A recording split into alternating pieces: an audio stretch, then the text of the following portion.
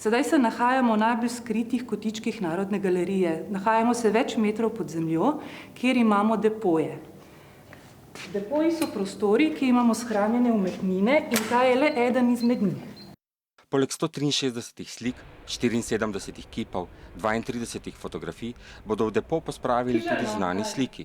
Sliki Kofetarico in avtoportret njene avtorice Ivane Kobilice.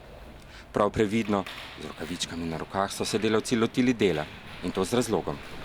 Obnova je pravzaprav nujna. Kot lahko vidimo, pod škripa, voda pušča, streha pušča ob večjih nalivih, tako da hiša ne more več služiti temu namenu, za katerega je bila pravzaprav zgrajena in potem mišljena. Prenova 116 let stare zgradbe bo velik zalogaj, kjer bo sodelovalo veliko strokovnjakov, od gradbenikov, arhitektov do restavratorjev.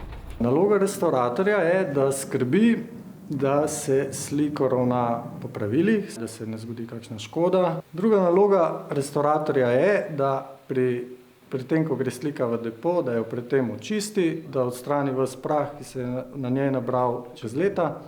Kofetarica se je tako pridružila ostalim 2230 slikam, ki so shranjene v tem slikarskem depoju. V času prenove bo stalna zbirka na ogled v novem delu Narodne galerije.